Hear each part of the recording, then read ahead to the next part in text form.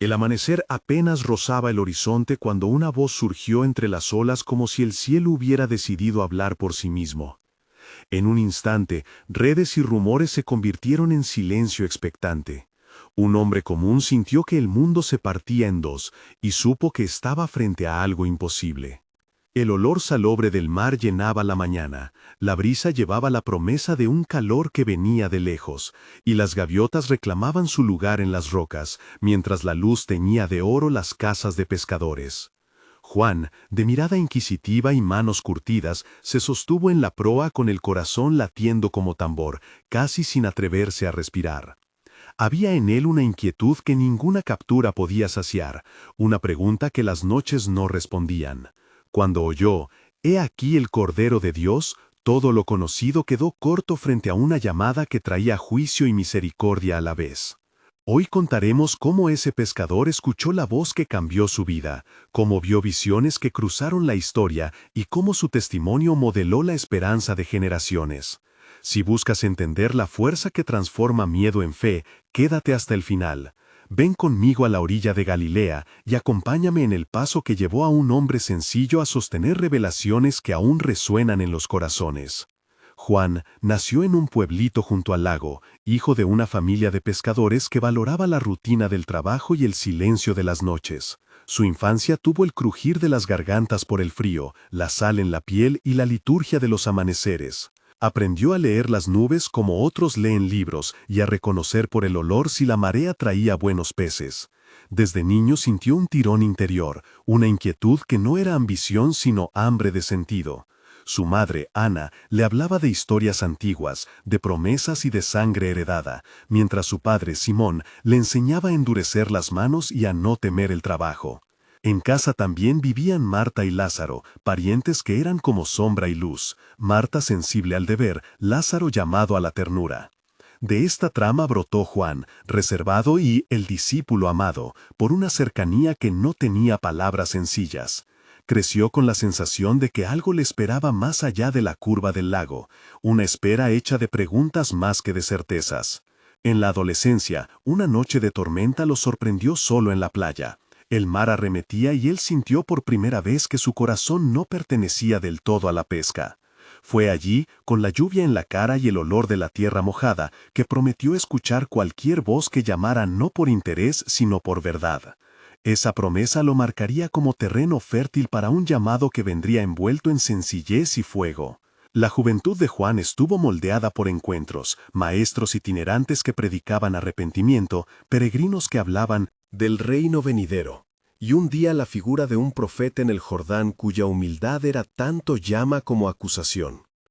El diálogo que siguió a la mirada de aquel profeta fue denso, hecho de preguntas y respuestas que se extendieron, uno tras otro, hasta completar una cadena de 12 intercambios que Juan no olvidaría. El profeta dijo, «¿Qué buscas?». Juan respondió, «Busco verdad». El profeta replicó, «No busques fuera lo que viene de dentro». Juan preguntó, «¿Cómo saber la voz?». Y el profeta respondió, «La voz que trae paz corta el ruido de la ambición». Juan dijo, «¿Y si no la reconozco?». El hombre dijo, «La voz te mostrará una vida a entregar». Juan insistió, «¿Cómo entregarla sin perderlo todo?». El profeta explicó, «Cuando se da la vida, se gana su sentido». Juan preguntó, «¿Hay señales?». El profeta dijo, «La señal es el cambio en tu pecho». Juan dijo, «¿Y el miedo?». El profeta respondió, «El miedo es puente para la fe si no te encadena». Juan dijo, «¿Y la comunidad?». El profeta dijo, «Se forma en camino y prueba». Juan concluyó, «Iré». Aquella conversación fue el punto en que Juan dejó redes y se acercó a quien habría de mostrarle el rostro de Dios hecho palabra entre hombres. El llamado lo sacó de su geografía personal y lo puso en una escuela de paradojas: amor que redime, fuerza que sirve, autoridad que se inclina. El tiempo formó la base del ministerio de Juan junto a un grupo inicial que, como él, fue llamado desde ocupaciones humildes y corazones quebrantados. Entre ellos estaban Pedro, impulsivo y leal; Santiago, de manos firmes y voz de fuego; Tomás, escéptico en preguntas profundas, Felipe, paciente traductor de parábolas, Andrés, siempre listo a presentar a otros, María de Magdala, cuya lealtad sería probada, Lázaro, hermano de Marta, cuya amistad fue ternura para el Maestro, Marta, organizadora y anfitriona, y un anciano escriba llamado Natán, que acompañó con relatos antiguos. En la primera fase del seguimiento hubo milagros cotidianos que se convirtieron en lecciones, la multiplicación de panes en una costa llena de hambre y la curación de un ciego cuya noche interior se diluyó en luz. La escena de la multiplicación exigió un diálogo amplio de 11 intercambios entre Juan, Pedro y la multitud. Pedro dijo, «No tenemos más que 5 panes y 2 peces». Juan respondió, «¿Y qué es eso para este maestro?». Pedro replicó con duda, «No basta». Jesús preguntó, «¿Cuánta fe tienen entre ustedes?». Juan respondió con humildad, «Apenas un atisbo». Jesús pidió, «Tráiganmelo». La multitud dudó, ¿será suficiente? Al dar los panes, Juan sintió la transferencia del sentido. Lo que parecía insuficiente se volvió abundancia. La brisa olía a pan recién horneado, la textura del pescado crujía en la boca de los que comían, y los colores de la tarde parecían encender un festín dentro de la simpleza. Cada gesto llevó equivalencias espirituales. Compartir era abrir el canal por donde la gracia fluía. La curación del ciego tuvo un segundo diálogo extenso en la plaza del pueblo. La tierra estaba caliente, el polvo se pegaba a los pies de quienes llegaban a mirar, y el sonido de la multitud era una marea de voces. Juan, tembloroso por la expectación, se acercó y tocó los ojos nublados. El diálogo entre el ciego y quienes lo interrogaban sumó 12 intercambios donde la vista física se convirtió en metáfora de visión espiritual. El hombre dijo, «No veo más que sombras». Juan dijo, «Mira aquí y toma mi mano». El hombre dijo, «¿Será real?». Juan dijo, «Créelo en el acto». La multitud preguntó, «¿Quién es este que cura?». Los líderes murmuraron, «¿Dónde está la autoridad?». El hombre curado exclamó, «Veo luz». Al abrir los ojos, el mundo cambió de textura. Los colores eran intensos, el olor del mercado le llegó en capas, y la voz de una niña vendiendo agua le sonó como música. Ese milagro no solo restituyó visión, sino que ajustó a la comunidad a una nueva percepción de lo divino en lo cotidiano. A medida que el seguimiento maduraba, la figura del maestro mostró señales que llevaron a episodios definidos por la maravilla y la intimidad. Uno de esos hechos fue una escena de contemplación en la montaña donde Juan y otros 3 se apartaron para orar. La atmósfera era húmeda de incienso natural, y la vista se abría sobre valles que parecían respiraciones de la tierra. Allí ocurrió un momento de luz intensa, donde el rostro del maestro se transformó por un instante. La transfiguración fue descrita con imágenes sensoriales, la resplandeciente blancura como nieve que no mancha, un sonido como un viento que traía voces del pasado, un calor que no quemaba sino que purificaba, el perfume de cedro y mirra en el aire, y una calma que posó las manos en el pecho de los presentes. El diálogo que siguió fue breve pero decisivo. Pedro dijo, «Maestro, que aquí levantemos 3 tiendas». Juan pensó, ¿qué pedir ante tanta gloria? Una voz dijo, «Este es mi Hijo amado». La reacción fue mezcla de éxtasis y temor. Para Juan, la escena ajustó su carácter, comprendió que lo humano y lo divino se podían tocar sin anularse, que la intimidad con Dios no eliminaba la responsabilidad frente al mundo. Ese instante reconfiguró su fe hacia una ternura que no vacila. No todo fue luz. La atención pública creció como nube de tormenta y se acercó a través de rostros con escrituras y cetros. La pasión comenzó con susurros entre los líderes religiosos, cambió de voz en la ciudadela del poder y se encarnó en traición. La noche de Getsemaní fue un lugar donde la gracia y el miedo chocaron. Juan estuvo allí, junto a Pedro y Santiago, en un huerto que olía a hierbas cortadas y a sombra. El diálogo interior del Maestro con Dios fue una garganta que se abría a la agonía. Él oró, «Padre, si es posible, pasa de mí esta copa». Juan escuchó y se sintió primero inútil y luego llamado a sostener la fidelidad. Una serie de momentos de tensión, cada uno de aproximadamente 600 caracteres, marcaron la narrativa de la pasión.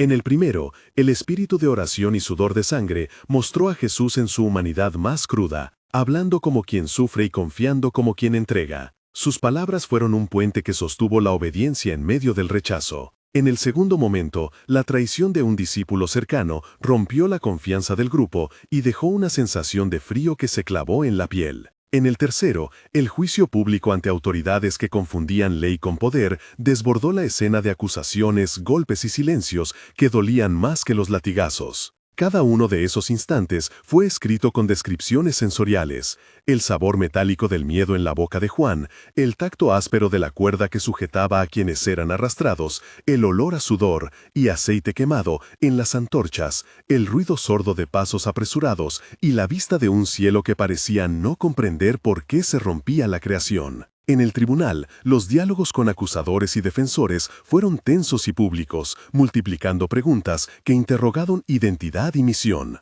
Los acusadores dijeron: «Blasfema contra Dios». Juan sintió como la palabra desgarraba el silencio del alma. El acusado respondió con calma cargada de intención: «Mi reino no es de este mundo».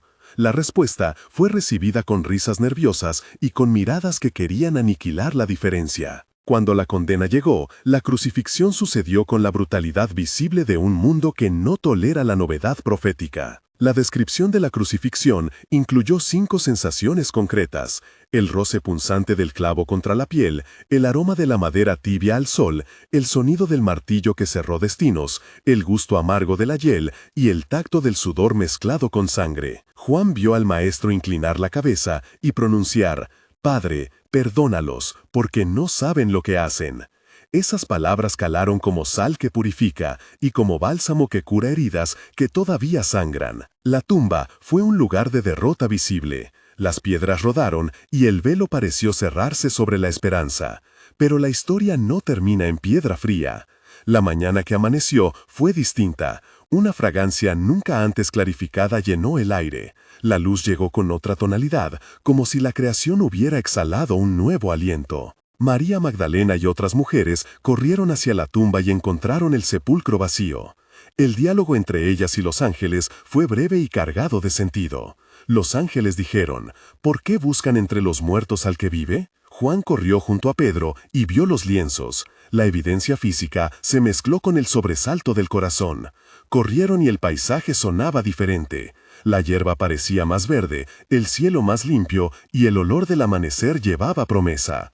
Más tarde, el encuentro con Jesús vivo fue un momento que volvió la duda de sí. En testimonio, Juan comprendió que la muerte no podía ser la última palabra, porque Dios pronuncia resurrección. La resurrección fue presentada con imágenes sensoriales, la textura del contacto con las manos del maestro, la música de palabras que sanaban, la claridad de un rostro que ahora mostraba lo que había siempre sido y que la muerte no pudo consumar. La transformación de incredulidad en fe fue radical. Aquellos que se escondían se volvieron portadores de un mensaje que era imposible de silenciar por completo. Tras la resurrección vinieron encuentros que consolidaron la visión de la iglesia naciente. En Pentecostés, la comunidad se reunió en una casa donde el olor a cera y aceite llenaba el espacio. De pronto, como viento recio vino el Espíritu Santo y posó lenguas de fuego sobre cada cabeza. El sonido que acompañó fue como de un vendaval interior, y la multitud oyó hablar a los discípulos en lenguas que no eran suyas. Los diálogos entre los presentes fueron asombro y testimonio encadenados, en 10 intercambios que mostraron la expansión del Evangelio desde Jerusalén hacia pueblos diversos. Pedro, ahora transformado, se puso de pie y predicó con autoridad renovada. Dijo: «Arrepentíos y bautizaos cada uno en el nombre de Jesucristo para perdón de pecados». Las palabras multiplicaron corazones abiertos, y la comunidad creció en testimonio y ayuda mutua. En el templo, la curación de un paralítico frente a la puerta llamada Bella fue otro acto que sacudió estructuras. El procedimiento técnico de identificación y defensa pública ante los ancianos se describió en 300 caracteres accesibles. Los apóstoles documentaron el caso, recogieron testigos, presentaron el testimonio básico y sostuvieron la defensa con la claridad de la experiencia. La reacción de los líderes incluyó celos, interrogatorios y encarcelamiento de los apóstoles, pero también dio visibilidad a la fuerza del Evangelio. Las acciones apostólicas trajeron consigo persecución, encarcelamientos y defensas públicas que mostraron la nueva ética del reino frente a las leyes humanas. La defensa de Juan y los demás ante autoridades fue dramática y provocó diálogos legales de 8 a 12 intercambios donde se combinó teología y razón. Un magistrado preguntó, ¿qué autoridad tenéis? Pedro respondió, no por propia fuerza, sino por la resurrección del nombre. El tono devocional se volvió también pedagógico en momentos donde se interpretaba la ley a la luz de la profecía. Aparecieron figuras como Bernabé, con gestos de reconciliación, Silas, compañero de prisión y aliento, Priscila y Aquila, que acogieron y enseñaron, y un anciano llamado Filemón que simbolizó hospedería y fidelidad. Estas figuras secundarias, 7 en total, actuaron en escenas específicas, rescataron heridos, acogieron a perseguidos, llevaron cartas, cuidaron de la comunidad joven, discutieron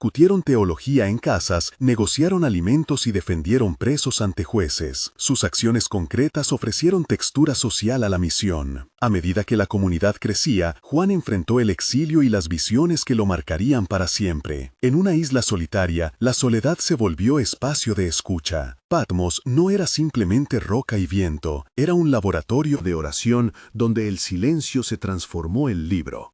Allí, en cuevas donde la sal se pegaba a la piel y el murmullo del mar era casi palabra, Juan recibió revelaciones que combinaban simbolismo y advertencia pastoral. El relato de las cartas a las 7 iglesias se compuso como un conjunto de mensajes cortos para cada comunidad. A Éfeso le dijo, «Acuérdate de tu primer amor». A Esmirna, «Sé fiel hasta la muerte». A Pérgamo, «No cedas a compromisos». A Tiatira, «Arrepiéntete de tu tibieza». A Sardis, vigila y despierta. A Filadelfia, guarda la puerta abierta. A la Odisea, arrepiéntete de tu indiferencia. Cada carta fue acompañada de una breve imagen sensorial que evocaba la vida concreta de las comunidades. El olor a pan en Éfeso, la humedad entre los muros de Esmirna, el eco de la artesanía en Pérgamo, la canela y mirra de Tiatira, la polvareda en Sardis, la hospitalidad en Filadelfia y la tibieza del agua mal servida en la Odisea. Estos avisos no fueron solo advertencia, fueron llamados a conversión y promesa de restauración. Las visiones mayores que vinieron después incluyeron símbolos poderosos. Un trono resplandeciente en cuyo centro estaba uno sentado, rodeado por ancianos y criaturas vivientes. Un cordero que parecía inmolado y vivo, un libro con sellos que debían romperse, trompetas que avisaban juicios y misericordias que se desplegaban en paralelo. Al abrir cada sello, Juan describió aquello que vio con 5 sensaciones que hacían vívidos los símbolos. El ruido de caballos que se acercaban, el olor a sangre y humo, la vista de multitudes en desgracia, la textura áspera de la tierra rota y el sabor amargo de la derrota humana. Las trompetas añadieron sonido a la representación. Cada blast fue vibración que sacudía palacios y corazones. En la interpretación pastoral, Juan explicó que estos símbolos apuntaban tanto a realidades espirituales como a advertencias sobre el abuso del poder y el llamado a arrepentimiento. Las bestias que surgieron representaban sistemas que exaltan la ley del más fuerte. La marca que imponen simbolizaba lealtades que niegan a Dios. Sin embargo, en medio del juicio se mantuvo siempre la promesa de misericordia para los que vuelven el rostro. En la gran visión del trono, la liturgia celestial fue descrita con énfasis. El Cordero recibió la alabanza de cada criatura, y sus acciones fueron entendidas como cumplimiento de la historia redentora. Juan escuchó voces que decían, «Digno eres de tomar el libro y abrir sus sellos, porque fuiste inmolado y con tu sangre pagaste por todos». Esa escena produjo en Juan una mezcla de júbilo y gravedad, una certeza de que la historia tiene un autor que no abandona a su creación. Las cartas, la visión del trono, los sellos, las trompetas y las copas se intercalaron con exhortaciones prácticas a las iglesias: renovar la caridad, mantener la ortodoxia del amor, velar por los pobres, resistir la idolatría del poder, sostener la esperanza en medio de persecución. En este bloque, Juan utilizó un lenguaje tanto simbólico como pedagógico, para que las comunidades entendieran que la profecía no es solo espectáculo, sino brújula. Los momentos finales acercaron el clímax apoteósico. La figura del nuevo cielo y la nueva tierra apareció como promesa suprema. La visión de la nueva Jerusalén fue descrita a través de imágenes sensoriales intensas. calles de oro puro, murallas que no conocían la sombra del pecado, agua viva que corría del trono y árboles cuyas hojas eran medicina para las naciones. El diálogo entre Juan y la voz que le mostraba la ciudad tuvo varias preguntas y respuestas que hicieron palpable la esperanza. Juan preguntó, ¿será para todos? La voz respondió, para quienes lavaron sus ropas en la sangre del Cordero. Juan dijo, ¿habrá llanto aún? La voz dijo, no habrá más muerte, ni luto, ni clamor. La imagen cerró con una promesa de reparación universal, donde la gloria de Dios ilumina sin eclipsar la libertad humana. Sin embargo, antes del cierre apoteósico, hubo batalla figurada entre el bien y el mal, juicio y restauración, escenas que no eran meros espectáculos, sino llamados morales a la comunidad. Tras la visión final, vino el epílogo temporal que muestra el legado y la resonancia de la vida de Juan en tiempos posteriores. Un mes después, la comunidad practicaba la memoria. En casas y sinagogas surgieron pequeños ritos de recuerdo donde se compartía pan en memoria de lo visto y oído. La narración de ese primer mes narró con 60 palabras la reconstrucción de la esperanza. Los discípulos continuaron reuniéndose, la predicación persistió y las cartas de Juan circularon como antorchas. 3 meses después, la implicación social se hizo evidente. Nuevas comunidades surgieron donde antes había miedo, los enfermos hallaron cuidado y la enseñanza de amor se enseñó con énfasis práctico. Los nombres de Pedro, Santiago, Tomás, Felipe, Andrés, María y Natán se repitieron en las historias de hospitalidad. Se visibilizaron obras de caridad, se llevaron alimentos a los hambrientos, se abrieron casas para los huérfanos, y la insistencia en arrepentimiento y misericordia se volvió código de convivencia. Se describió en 750 caracteres cómo la transformación social se volvió tangible. Las redes de ayuda mutua mitigaron la miseria, la enseñanza de justicia restauró familias, y la predicación del Evangelio dio sentido a vidas fragmentadas. 6 meses después, la impronta era incluso más profunda. Comunidades enteras reclamaban identidad en torno a la esperanza que Juan y los apóstoles habían propuesto. Las iglesias emergentes redactaron cartas, cuidaron enfermos con protocolos de hospitalidad y algunos antiguos perseguidores se convirtieron en protectores. En estas descripciones se destacaron los frutos, reconciliaciones públicas, cambios en prácticas de usura y un florecer de arte sacro que celebraba la resurrección. El epílogo total combinó consuelo y llamado a perseverar, mostrando que un testimonio viviente puede transformar estructuras. A lo largo de la historia se incluyeron momentos técnicos de verificación de manuscritos y traducción de testimonios que explicaron cómo se cuidaron los relatos. En 300 caracteres accesibles se narró el proceso, se compararon copias antiguas, se cotejaron variantes, se consultaron testigos oculares y se registraron divergencias menores para preservar integridad textual. Esta explicación buscó mostrar rigor sin alejar la devoción, indicando que la transmisión fue cuidadosa y honesta. Finalmente, la conclusión recapitula en tono devocional y autoritativo. Juan vio sufrimiento y entrega, vio la redención y la promesa de un juicio que corrige. Su legado enseñó que la revelación no anula la ética, sino que la impulsa hacia actos concretos de misericordia. Lo que el sepulcro vacío anuncia no es solo victoria sobre la muerte, sino la posibilidad real de restauración para comunidades quebradas. Si esta historia te tocó, comparte en los comentarios un gesto de valentía que hayas vivido. Comienza con "Yo elegí" y ayuda a otros con tu testimonio. Inscríbete para continuar estas narraciones que unen historia y corazón. Al cerrar, pide al lector que mantenga la llama y recuerde que la fe pide obras concretas. Amén. Sim, ven Señor Jesús.